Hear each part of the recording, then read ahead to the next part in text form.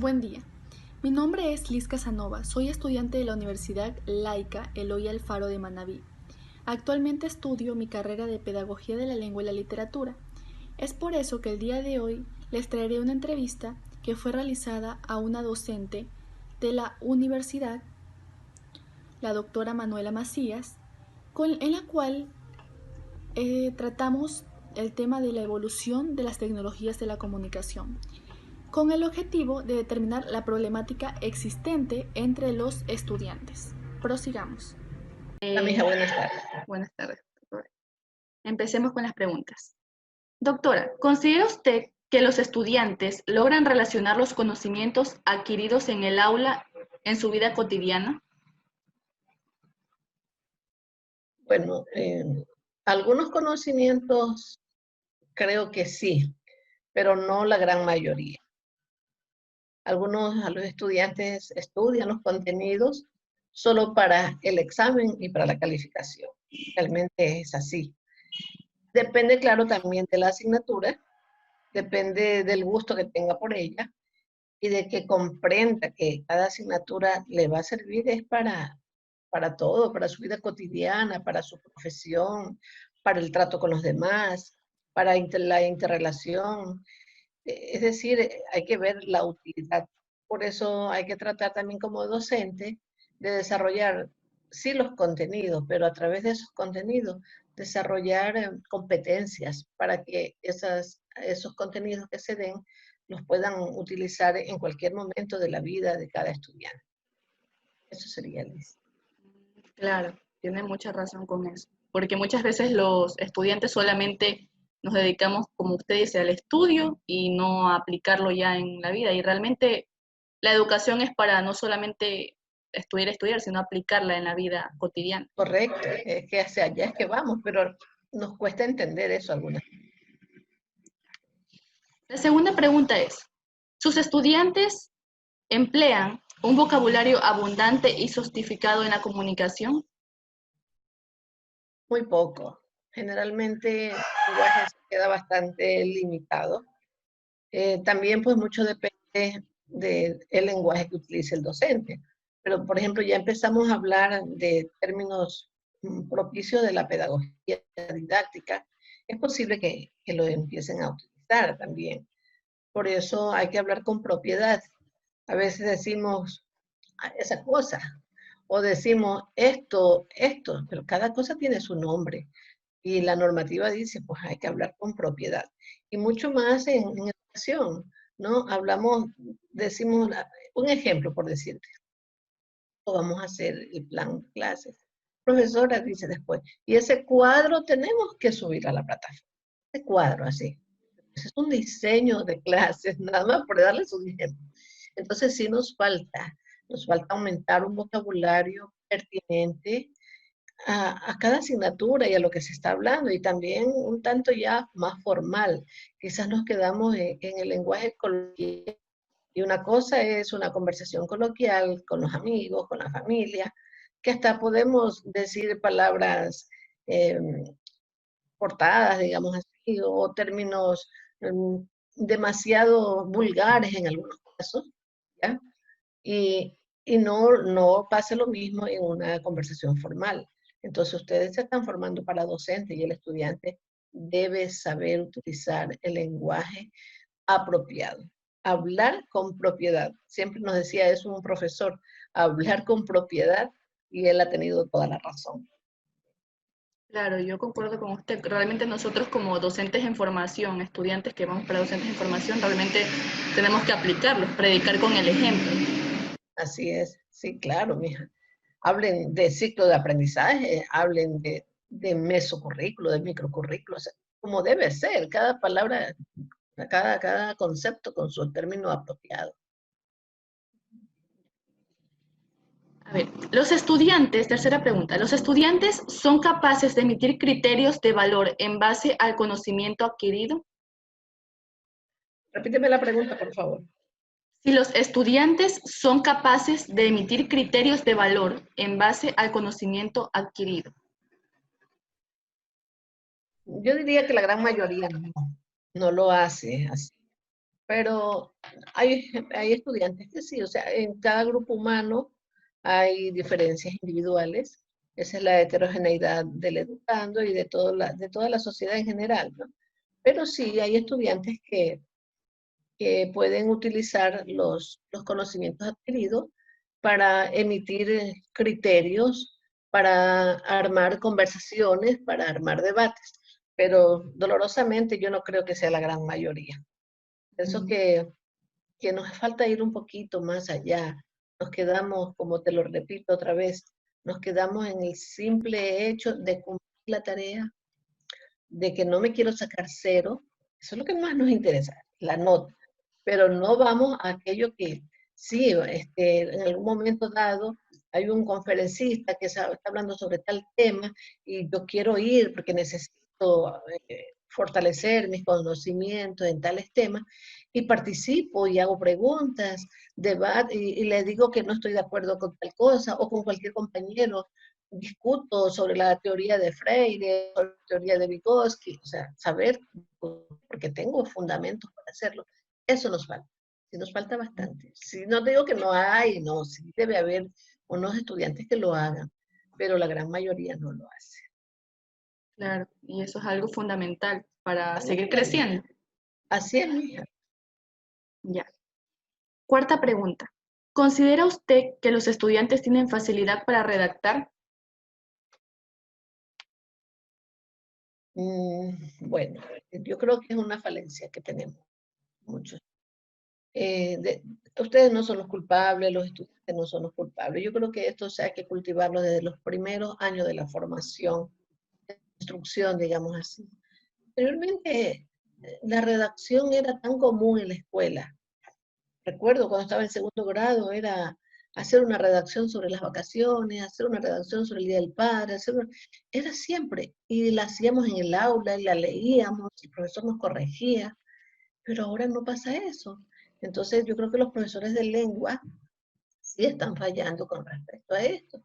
Ustedes saben, hay un proceso didáctico, yo les enseñé a ustedes el año pasado, hay un proceso didáctico para redactar, que si lo utilizáramos, o por lo menos utilizar un proceso que veamos que es útil para formar en el niño la creación de ideas, es crear ideas. Decimos, ya sabemos escribir, no sabemos escribir, sabemos copiar a veces. Pero ¿qué es escribir? Es saber crear pequeños textos escritos. Pequeños, empiezo por pequeños, porque eso lo podemos hacer desde los primeros grados.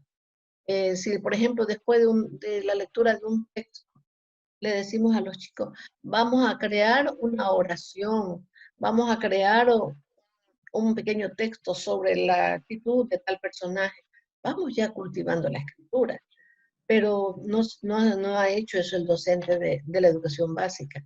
Y a la universidad también llegan con estas falencias. Es difícil lograr la redacción. Y, y entre las cosas o los errores que más se ven en la redacción está, por ejemplo, la falta de coherencia en el momento de hablar, la falta de concordancia, eso de lo cual, por lo cual, que lo dicen, lo escriben. Está bien, no es una mala palabra, pero eso tiene que ir concordando con el género y con el número. A veces estamos hablando algo en femenino y le metemos el lo cual, que sería la cual, no le parece en femenino. Entonces, así, esos tipos de cosas se dan.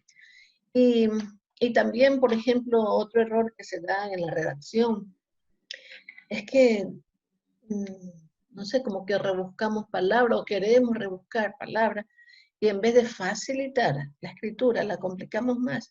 La escritura debe ser sencilla, sencilla pero clara. O sea, piensa en el otro, no es que tú entiendas, claro que tú lo entiendes porque lo estás escribiendo, porque tú sabes lo que quieres decir, pero pensemos en la persona que lo va a leer. La persona que lo va a leer debe entender lo que está escrito. La sintaxis es otra cosa. Ustedes han visto ya la morfología, la sintaxis en los primeros semestres. Y ustedes saben, esa estructura de las oraciones, de las frases, estamos fallando bastante. Decimos a veces un sustantivo donde debe ir el verbo, o lo contrario, el adjetivo lo ponemos al final, cuando, por ejemplo, se venden, siempre les digo, se venden gorros para niños de lana, hacer un ejemplo, ¿no? Y así escribimos. Creemos que el niño es del ARE, no el otro.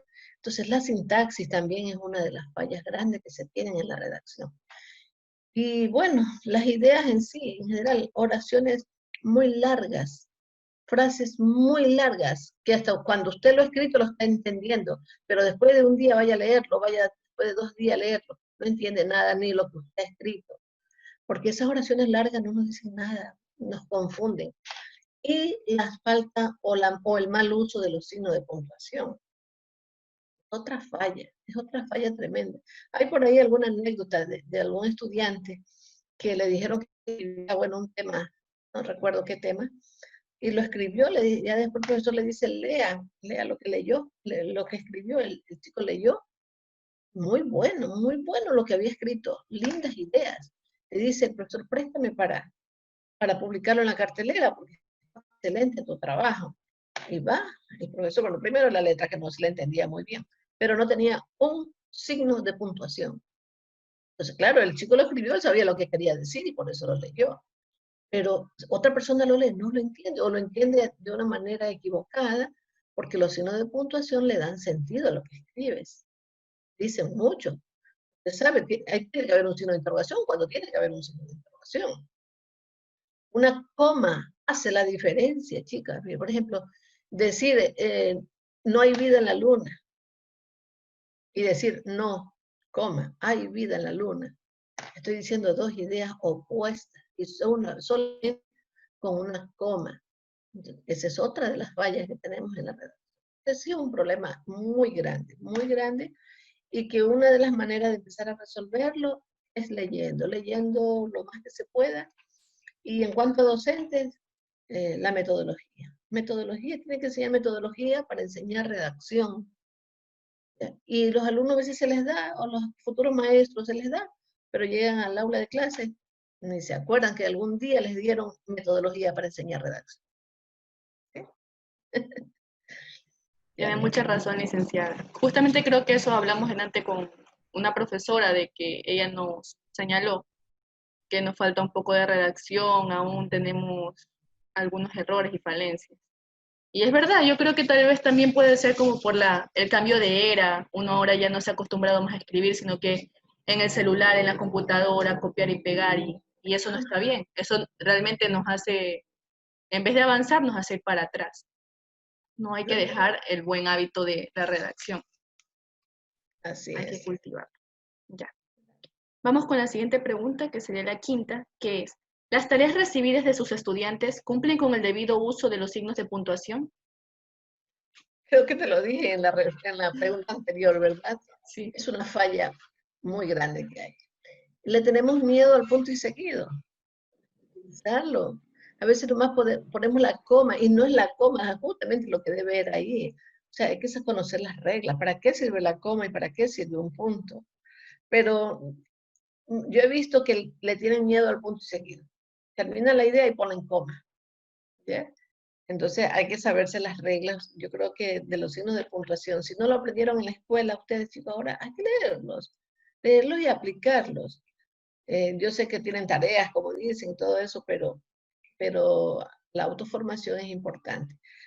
Tal vez lo aprendimos muy pequeño, o no lo aprendimos bien, o no nos enseñaron simplemente, ¿no? Y por eso no lo estamos poniendo en práctica, pero ahora tenemos todo, ya ustedes están en edad adulta, ya pronto van a ejercer su profesión, falta muy poco ya. Entonces empiecen a autoeducarse. Lo que le podemos dar nosotros son pequeñas cosas en el aula, pero la formación también viene en ustedes. Entonces los signos de puntuación, una falla que existe. Nos va a pasar como el testamento que dejó un moribundo sin signos de puntuación y cada familiar se hacía acreedor, según él ponía el signo de puntuación donde les convenía y se hacían favorecer en ese testamento. Así sale. Entonces, claro, con un texto así podemos hacer lo que sea a nuestra conveniencia. No, los signos de puntuación no están por gusto. ¿Sí? Eso, mija. A ver, seguimos. ¿Considera usted que las tecnologías de la información y comunicación ayudarían a mejorar ciertos problemas pedagógicos existentes? La tecnología. Bueno, la tecnología tiene sus ventajas, ¿no? Pero también hay desventajas. La gran ventaja, mira lo que ahora hace, que podemos seguir estudiando a pesar de que no estemos en presencia, ¿no? Esa es una gran ventaja, que podemos ver a los seres que queremos desde muy distantes, etcétera. Tiene muchas ventajas. Pero sí, lo que tú acabaste de decir hace un momento, como escribimos mal en un mensaje de texto, de WhatsApp, escribimos mal porque de ella sí nos entiende, ¿no? Le pone, ¿qué importa la tilde? ¿Qué importa el punto? ¿Qué importa? No importa nada ahí. Pero yo creo que a todos nos ha tocado alguna vez vivir que entendemos las cosas mal, porque no están bien escritas. Sí, alguna vez una amiga me puso, llegó el tanquero. Yo pensaba que me estaba afirmando que llegó el tanquero. Y era que me preguntaba, pero no me pone el signo de interrogación. Entonces, si las tecnologías de alguna manera nos favorecen en muchas cosas, pero está perjudicando en este sentido, pero perjudica porque nosotros queremos que perjudique también, porque nosotros podríamos esas cosas convertirlas en algo positivo. Escribir bien siempre, si queremos escribir, proponérselo, ¿no? Nunca más voy a escribir sin utilizar los signos. Si el teléfono tiene para todo, tiene para comillas, tiene para dos puntos, tiene todos los símbolos. Utilizarlos también como que normalmente escribiendo en una computadora o a mano. Entonces sí está afectando, pero porque queremos nosotros. Eso es una máquina, son máquinas. Nosotros somos los que tomamos las decisiones de hacerlo o no hacerlo de manera adecuada. Claro, en eso tiene mucha razón, licenciada, porque realmente es porque no sabemos aprovechar, no tenemos el buen uso de la tecnología. Bueno, tenemos también la pregunta, ¿qué tiempo considera usted que los jóvenes utilizan para desarrollar su preparación intelectual? Bueno, yo exactamente decir un tiempo así es como arriesgar demasiado, ¿no? Y es inventarme algo que no lo puedo comprobar. Pero considero que los estudiantes invierten el tiempo en su formación, en el cumplimiento de tareas. Muy poco para autoformarse. Por ejemplo, ya si el cumplimiento de tareas requieren de una investigación, hacen la investigación, si la hacen. Pero si el cumplimiento de tareas solamente es eh, algo que vieron en el aula y que escribas algo al respecto, hacen eso solamente, en su gran mayoría, ya no todos, pero muy pocos en realidad hacen para su autoformación, dedicarse un tiempo. Hoy día el profesor habló sobre tal tema, pero vamos a ver no nos dijo en qué tiempo apareció o cómo fue que surgió. Voy a ver eso y empieza a leer, esto está interesante, o sea, se autoforma. Eso no pasa. Yo, lastimosamente, muy poquito. Yo diría que hay unos contados en el aula de clase 1 o 2 estudiantes que están viendo el sílabo y dicen, el tema que nos toca mañana es tal tema, y voy a leer antes para llevar alguna idea sobre lo que vamos a tratar mañana. Hacer preguntas para aclarar las cosas. A ver, usted, Liz, dígalo, ¿lo hacen? No creo que lo hacemos, ¿verdad?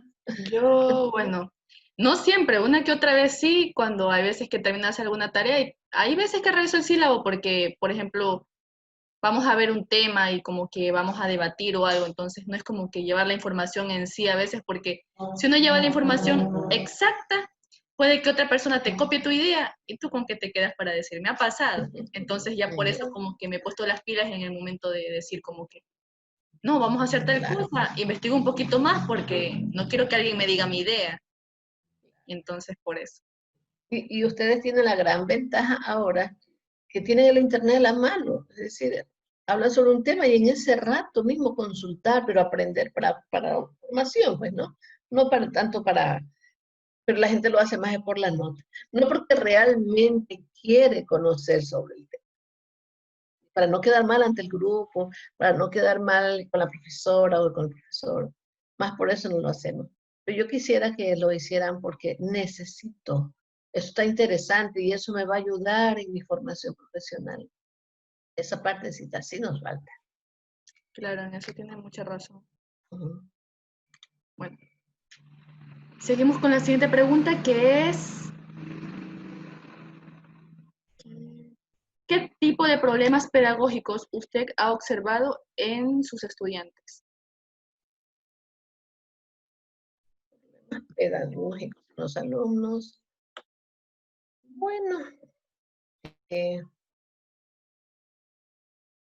en las tareas, por ejemplo, copiar algunas veces, el leer poco, ese es uno de los máximos problemas, que leen muy poco. Eh, Vuelvo a repetir, esa solamente el cumplimiento, si entienda o no lo entienda. ¿No? Falta tal vez un poco de motivación para seguir adelante. Que, no sé, tal vez no ven lo importante de las asignaturas para algún rato utilizarlo. O también, por ejemplo, que no tienen hábitos para estudiar. Son necesarios tener una rutina, ¿no? Es decir, me levanto a las 7 de la mañana, de tal hora a tal hora hago esto, tener una rutina diaria, así como lo tenemos para desayunar, almorzar, comer, ¿sí? Así mismo tenemos que armar nuestra rutina para nuestra formación. Entonces tal vez nadie nos enseñó, pero, pero ya es tiempo de que lo hagamos, ¿no? Otro problema también que suele suceder en el aula como problema pedagógico sería hablar.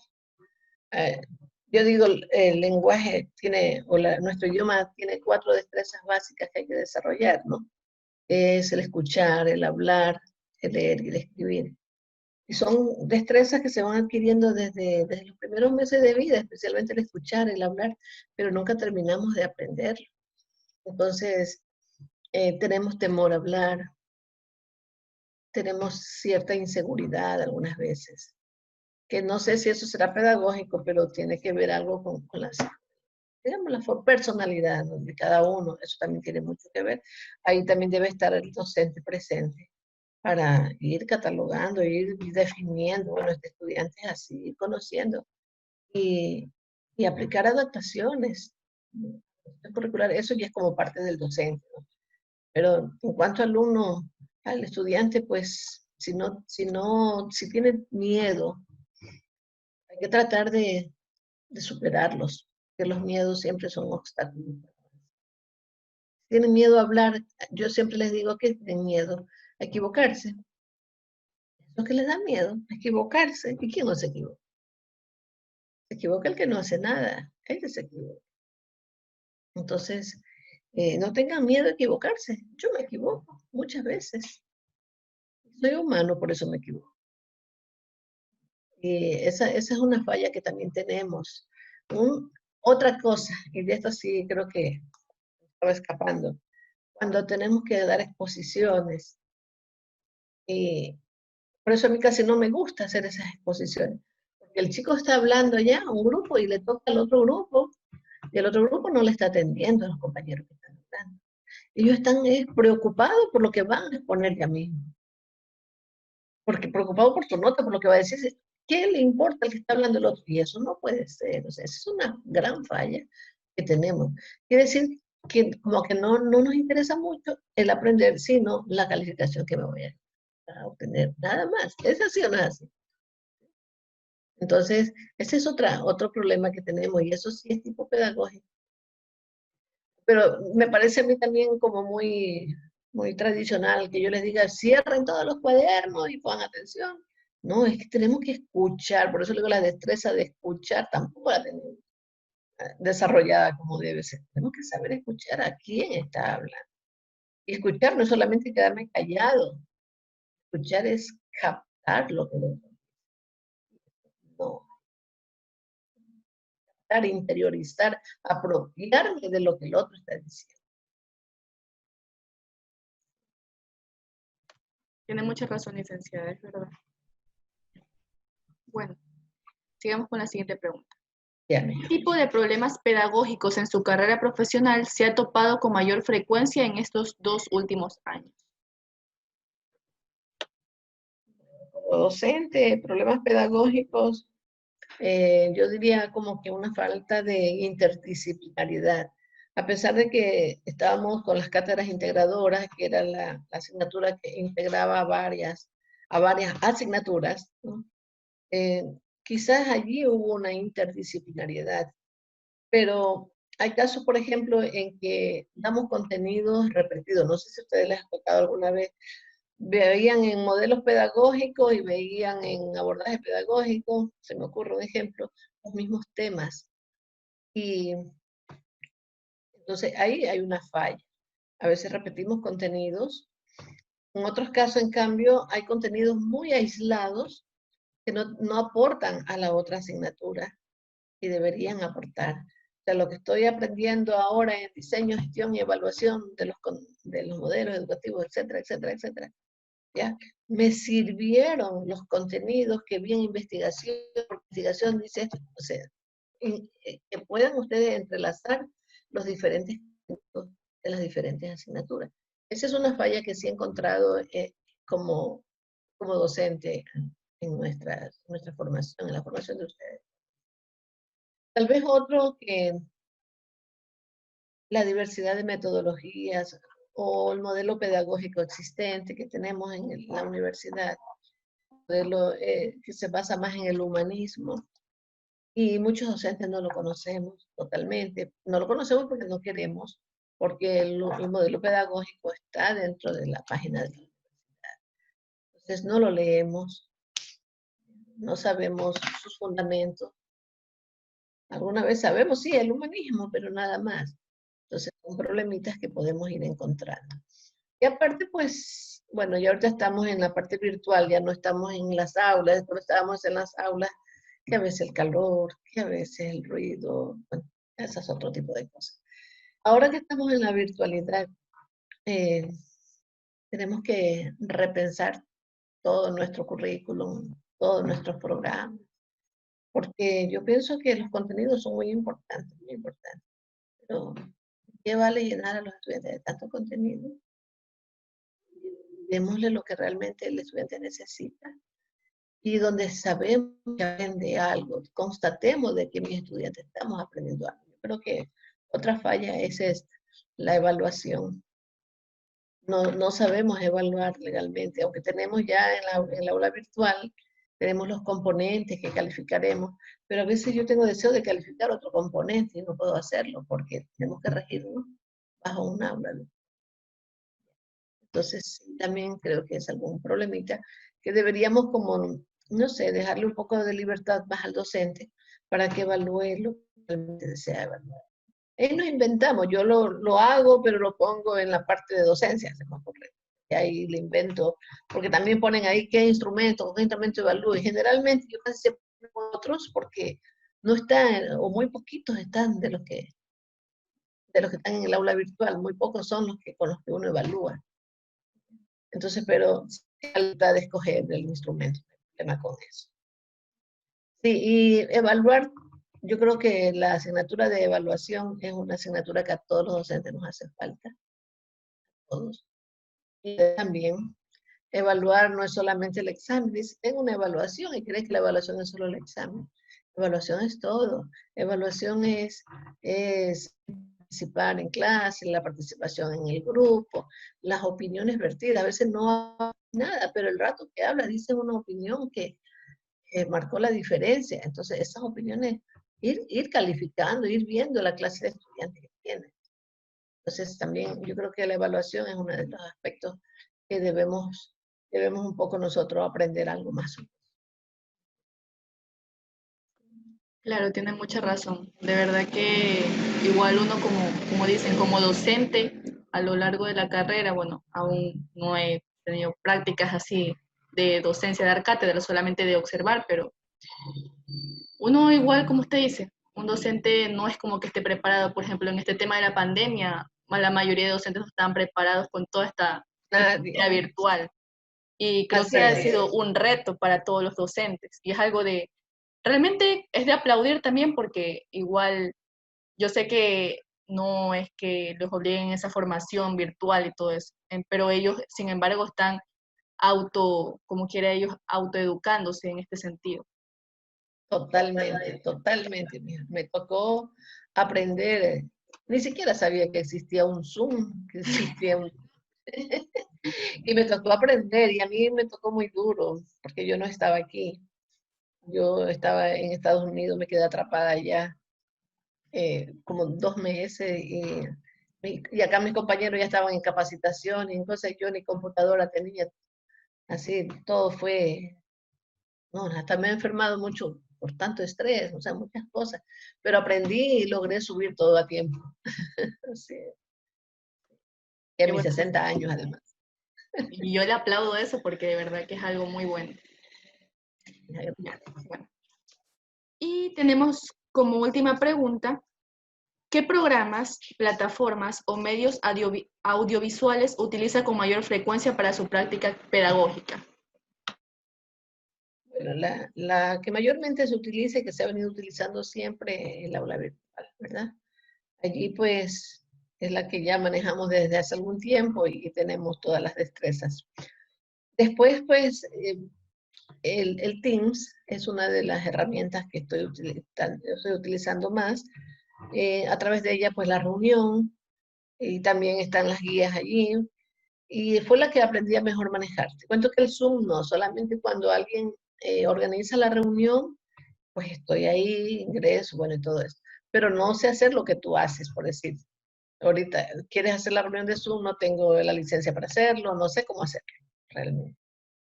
Yo quisiera armar una reunión en Zoom con estudiantes, no sabría cómo hacer. En Teams, sí, esa sí ya la dominé, la aprendí, ¿ya? Y aparte, pues el teléfono siempre seguirá siendo la herramienta manual, ¿no? Como uno permanentemente la carga en la mano. Ahí estamos comunicados por el WhatsApp, es lo primero. Yo creo que, por ejemplo, tú para hacer esto, primero te comunicaste por ese medio. Entonces, sí, sirven. Y en YouTube, por ejemplo, los videos que no todo sirve, hay unos videos que no valen ni la pena, ni siquiera el tiempo para verlos, no hay que despreciar el tiempo. Hay cosas muy buenas también, pero muy pocas. Me gustan mucho. Eh, Eso lo puede hacer cualquiera, usted sabe. No es que científicamente está todo correcto. Hay que ver. Hay que ver qué tipo de material nosotros podemos utilizar con nuestros estudiantes. Entonces, el Teams, el teléfono, el WhatsApp, que son una de las cosas, el correo, que siempre también ha sido bueno, y el aula virtual, que es la que más. Claro.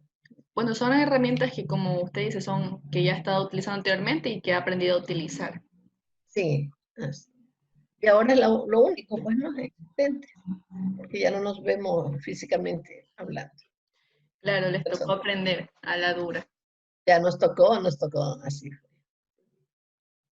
Bueno, licenciada, yo le agradezco muchísimo por la entrevista. Sus criterios realmente han enriquecido esta entrevista y realmente también han enriquecido a mi persona por sus conocimientos y le agradezco realmente la entrevista. Ya, mija, gracias. Y a la orden, cuando usted desee cualquier cosita, pues estamos para... Una vez terminada la entrevista, podemos darnos cuenta del análisis que se le hizo a las problemáticas pedagógicas que existen entre los estudiantes. Como reflexión o mensaje, pudimos obtener que los estudiantes debemos empezar a autoeducarnos, a autoinformarnos, porque esto nos ayudará en los nuevos retos que nos vendrán en las futuras eras. Cada era es distinta, cada era avanza y realmente no debemos adaptarnos, sino que más bien empezar a crecer y enfrentar estos retos. Y puesto que no solamente todas estas enseñanzas nos ayudarán solamente en una carrera profesional, sino que en nuestra vida cotidiana. Es importante saber redactar, es importante saber colocar los signos de puntuación. Cada una de estas temáticas realmente nos aporta mucho, tanto en la vida profesional como en la vida cotidiana. Y este sería el mensaje.